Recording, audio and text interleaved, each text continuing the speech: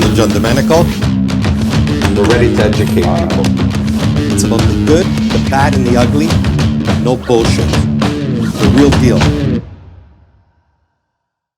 3, 2, 1. Hey guys, we're back with another episode of The Real Deal. I'm Sam. I'm Nick. I'm Naz. And today we have... I'm Anthony Squadrilla from the Law Squad. Welcome, Anthony. Our first lawyer on the pod. Yeah, definitely a milestone for us. It's good, which yeah. is actually... We're expanding our network on The Real considering Deal. this is- you say. Oh yeah, I got everything recorded too. We have all the evidence. Considering this is our second season, we've never had a lawyer on our podcast, so welcome. Thank you for taking the time to join us today. No problem. Thanks for having me, guys. You're welcome. Yeah, we're excited to have you. Thank you for, again, coming. I'll jump into it because I'm excited to get the conversation rolling. I've been holding my questions since Anthony walked in the door. So how did you get into the industry? Why law? Why law? So that's a really good question. For the longest time, and actually it's funny because a lot of people get into law. Most of the time they say, things like, "Oh, I like to argue," or "I can't do math." That's like the law joke of exactly why you go to law school is, you do an undergrad and then it didn't lead you anywhere. So you said, okay, maybe I'll go to law school. Yeah. That's like a running joke in our industry. But then funny enough, it wasn't until my first year of law school where I started realizing that I can actually hang with these people. I can actually learn what they need to and the way they think, the way that they teach lawyers to think. And, grinding that out, because first year in law school, if you're not aware, is a grind for sure. Now, with that being said, that challenge and then succeeding over it, after that first year, it went very well for me. Once I found that I can stick and this is for me, then at that point, I haven't looked back. So it's been about 4 or 5 years since then, and I'm just stacking my wins, slowly stacking my wins, just letting that snowball grow and grow and grow. And then now, look, I'm here, I'm on this podcast, and I don't even know how I got to this stage, but we're just keeping it moving. So stay in motion, that's it. Keeping the ball rolling, 100%. Exactly. So you've been practicing law for 5 years? No. So that I was talking more about when I was in like my first couple years. I've been practicing law now for 2 years. 1 year was just articling, which is required. You have to work underneath another lawyer, similar to how accountants do it, and doctors as well, with residency.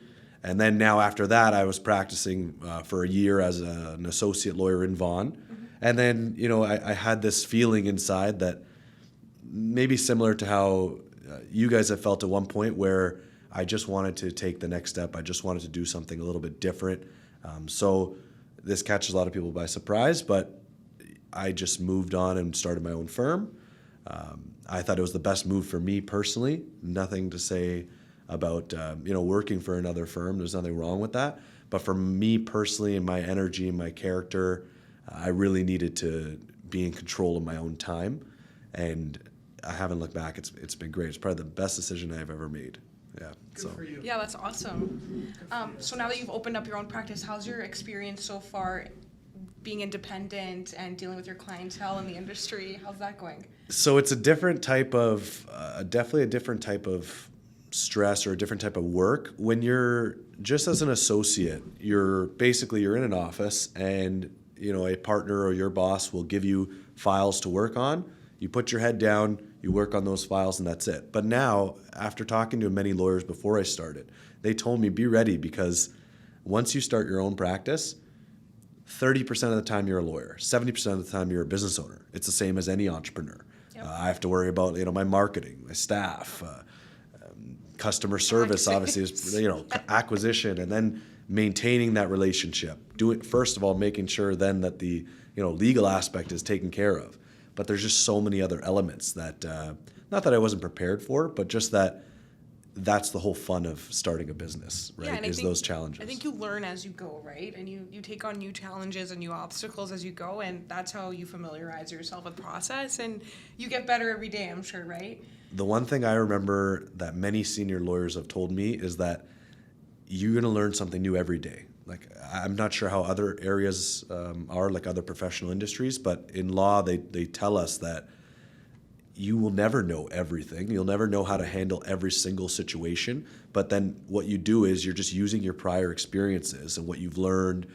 You take all these skills and you formulate a response in order to get over that hurdle. Once you get over that hurdle, okay, you stock that back in the memory. Now you're, that's another weapon you have to tackle the next circumstance that comes up. Exactly, like real estate, right? Very similar. Very similar. You have to create a system that works for you, and sometimes that takes time, right? Here at the team, we always say you need a system that you're practicing every single day, and sometimes things may change, but as long as you go back to that and always follow suit, right? So definitely makes sense. You know what? And mentors are huge in any industry. It would be arrogant to believe that any of us can just get through any challenge, any obstacle without any support around us. 100%. Me as well. I have many mentors that I lean on when something is extremely complex or I just want to bounce an idea off them. I think that's smart, if anything. A lot of people may not want to admit it for some odd reason, right? But I think it's great to have mentors. You should surround yourself with as many mentors as you can, in my opinion. Well, I think the problem with mentors, or like the stigma that people have, is everybody wants to come up from the bottom. Like they want to come up on their own, grinding, have no elbows left because the grind was so hard, right? I'm sorry if I don't know who's what, but if that's the way you think, you're an idiot. No, for real. Honestly. At the end of the day, there's nothing wrong with, you can still grind it out and have somebody who shows you the way to grind it out. Yes. And shows you the path that's already laid, sure. right? Mm-hmm. There's no reason, like I said, to lose your knees and elbows because you refuse to see how somebody else built the business you're in, right? Sorry, go ahead. You know what I mean? So no, even even if your mentor is not in your business and they're a life mentor, they're a life coach, or it's so beneficial. The accountability aspect alone is beneficial, right? We all have mentors. Fern's my mentor, right? I wouldn't have any work if it wasn't for Fernando. You know what I mean? I agree with you. I think mentors are very important. Yeah. Because one thing is too, it doesn't make logical sense that if someone else went through circumstances and they learned over, let's say, a 5 or 10 year span, and they could now accelerate your learning from that 5-10 years, the same as them, where I can reduce that to 1 or 2 years. Why?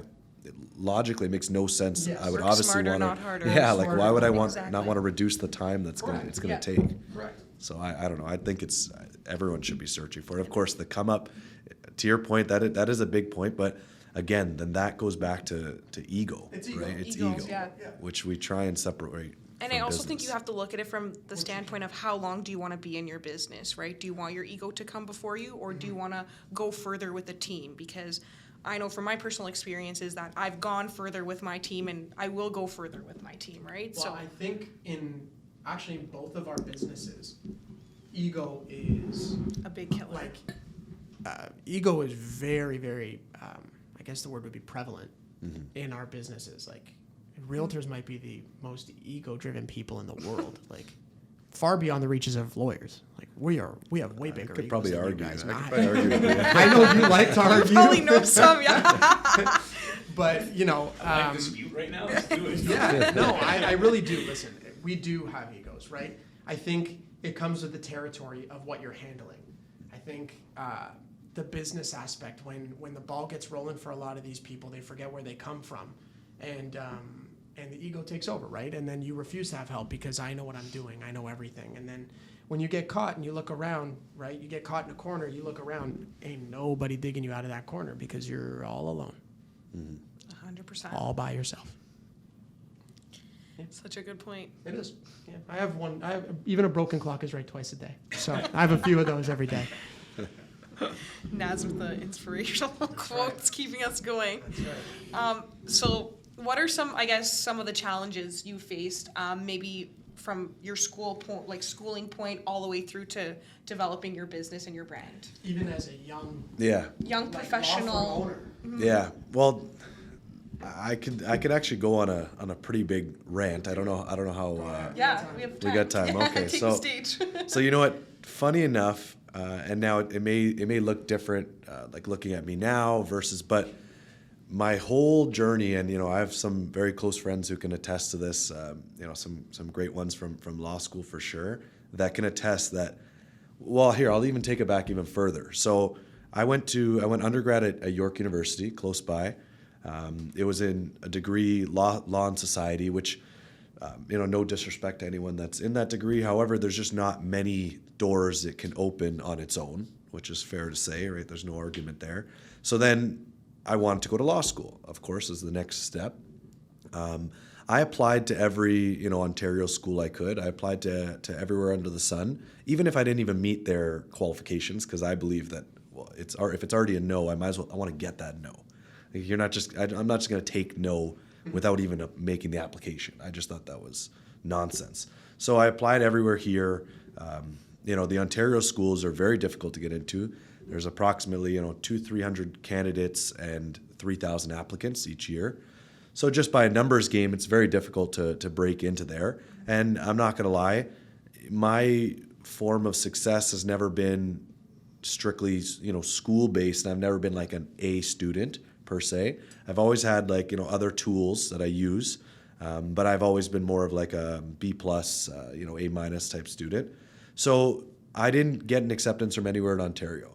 At this point, a lot of people have either just dropped that goal and moved to another goal. They've worked somewhere else, but I could not stand just quitting right there. So I looked for other programs. I found one. Michigan State does a 2-year program where you do 2 years at Michigan State, 2 years at University of Ottawa, and you get a dual JD. You get a dual Juris Doctor degree from both, meaning that you're licensed in both countries. Yeah. So you have Michigan, you have Ontario. So my plan was to backdoor my way into Ottawa by going to Michigan State, which not many people even know about, but that still comes back to my type of underdog mentality. Michigan State offered me admission. There was only one school. So I had to go to Michigan State. I didn't know anybody in the U.S. I didn't have any connections to Michigan State. I didn't know anything. It was very scary. I'm not going to lie to you, right? Picking up my life, I've never left home. Went there at 22 and just had to, I found roommates through a Facebook group on Michigan State, the incoming class. I had one roommate from Texas who's still a best friend to this day. And then another roommate who lives in Montana, same as him. It's just that he never returns my calls. So maybe he'll see this and I'll tell him, Austin, come on.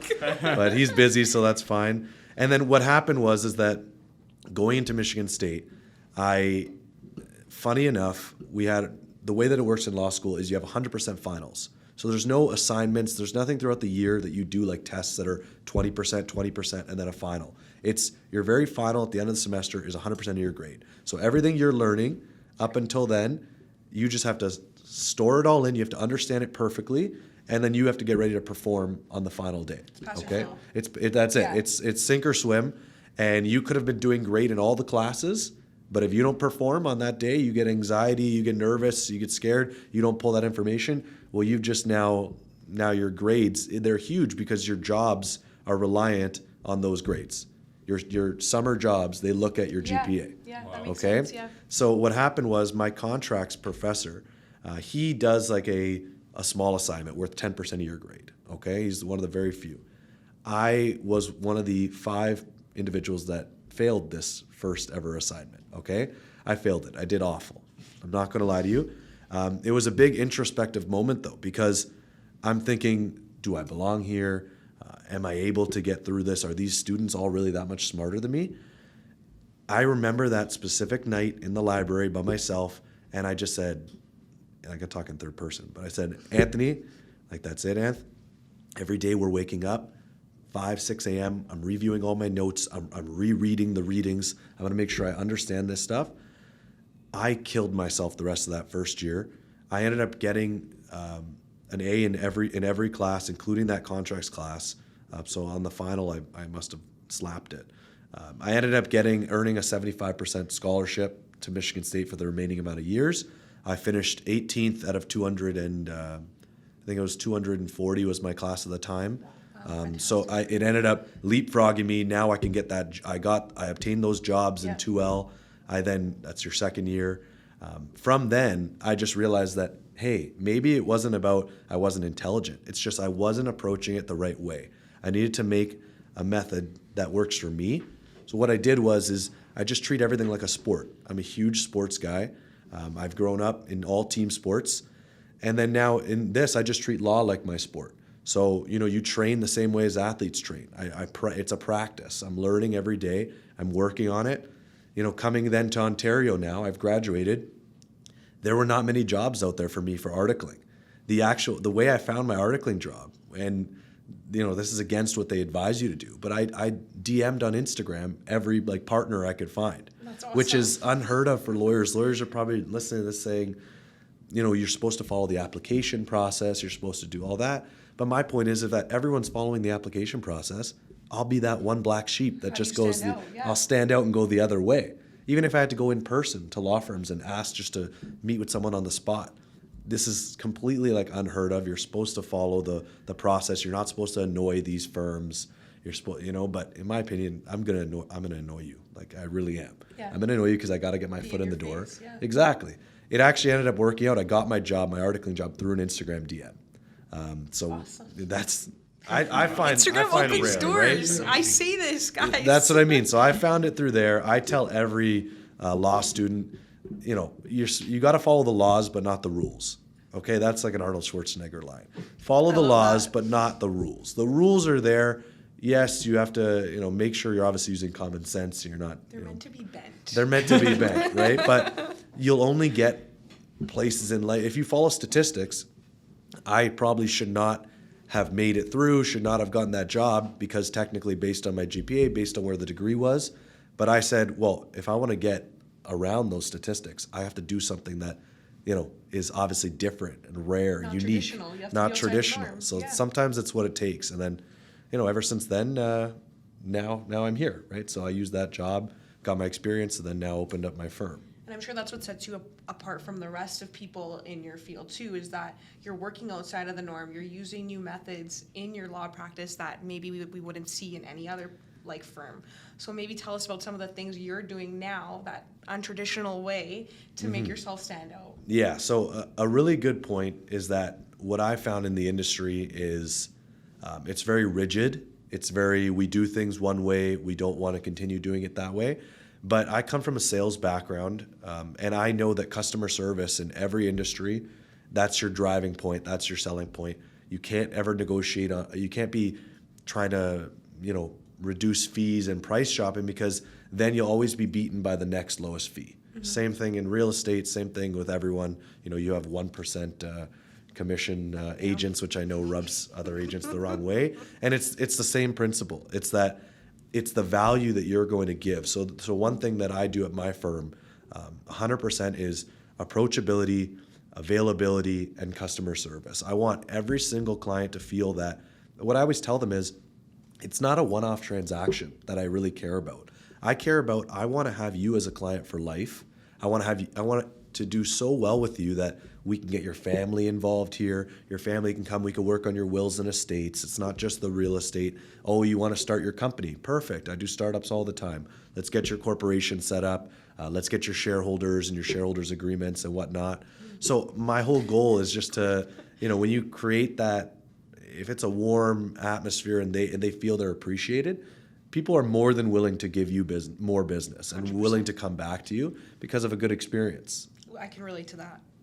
You took the words out of my mouth. Basically, I say that all the time. If you provide a good service, like a white glove service from start to finish, that person will be your client for life. And I honestly am a firm believer of this because I pride myself on my repeat business and my referral business. Mm-hmm. So, great point. Definitely a great point. Definitely a great story. Yeah, great story. Yeah, sorry now I'm about feeling that. I know. inspired. I was trying to They're summarize a little bit. marinating No, it. but that's what we need. We want But the you know story. what? It's funny, and just back on Sam's point there is that I remember I was working at a firm in Michigan. I'm going to shout them out, Parmenter Law, because they were so big in my development. They were awesome. My very first day, the partner Chris sits me down. We're doing a PowerPoint. He's just reviewing everything, for the firm and whatnot. And he says to me, Anthony, this is one thing I'm going to tell you, and this is that we work at our firm to make sure this is, known, is that you will do a good job for a client. That client will tell one person. This is my line. You do a bad job for a client, that person will tell 5 people. People love the good experiences. They already assume is going to happen. They already expect that you're going to give them great service. They expect there's going to be no mistakes. They expect that all their needs are going to be met.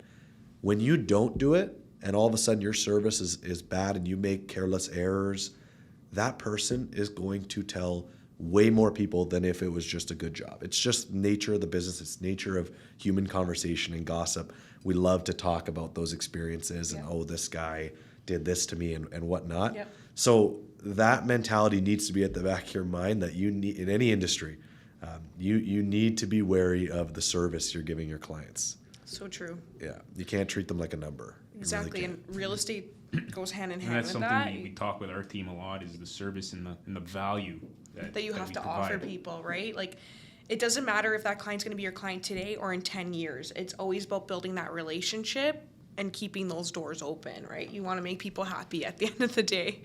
And I think with our industry, I mean, realtors, lawyers, there's, a dime a dozen these days, right? And it's about standing out and differentiating yourself amongst the sea of all other, being different competition out there. Yeah. But Anthony, just to go back now on your new firm, the Law Squad. So what's your main focus in terms of, is it real estate closings? I know you mentioned wills. Yeah. Opening new corps. What's your main focus? So I believe that, and I'll just go to answer that question. I'm just going to go back to how I view it, is that my whole goal is I want to help.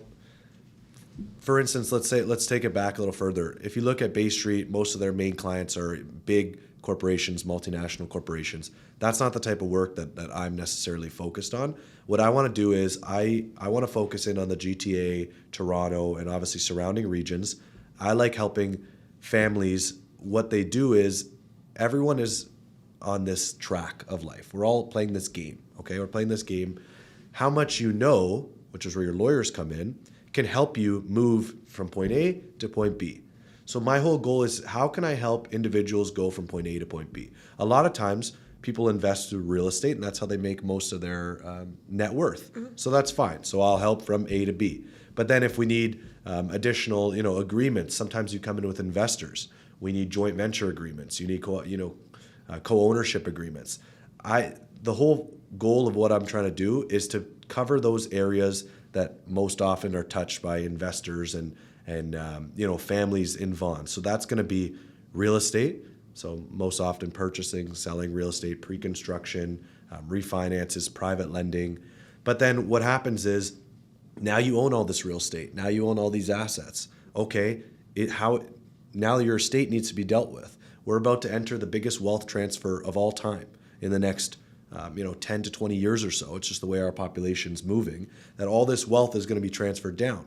So now naturally, you're going to need assistance and advice on how best to do that so that the government doesn't eat too many of that hard-earned money. So all that real estate that you've been accumulating, all that income now that you've been accumulating, let's say they're rental properties.